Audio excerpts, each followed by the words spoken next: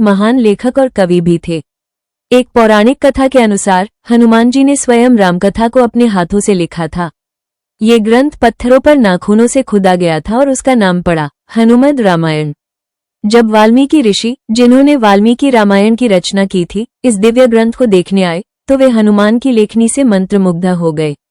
लेकिन जैसे जैसे उन्होंने हनुमद रामायण के श्लोक पढ़े, उनके मन में दुख और हीनता का भाव आया। उन्हें लगा कि उनकी रामायण हनुमान जी की रचना के सामने गौण और फीकी पड़ गई है। हनुमान जी ने ये भाव देखा और मुस्कुराते हुए कहा, यदि मेरी कथा से किसी को दुख पहुंचे तो उसका कोई मूल्य नहीं। और फिर बिना किसी अहंकार के उन्होंने वो पूरी हनुमद रामायण समुद्र में विसर्जित कर दी। इस कथा का आध्यात्मिक संदेश। हनुमान जी का ये कार्य अहंकार से परे त्याग और समर्पण का प्रतीक है। उन्होंने दर्शाया कि वास्तविक भक्ति में दिखावा नहीं, विनम्रता होती है। ये भी संदेश मिलता है कि हर युग में रामकथा के कई रूप और व्याख्याएं संभव हैं। क्या ये कथा सत्य है? इस कथा का उल्लेख कुछ दक्षिण भारतीय पुराणों, जनश्रुतियों और लोक परंपराओं में मिलता है। हालांकि यह वाल्मीकि रामायण का हिस्सा नहीं है, परंतु इसकी आध्यात्मिक सुंदरता और भावात्मक गहराई से एक अमूल्य उपाख्यान बनाती है।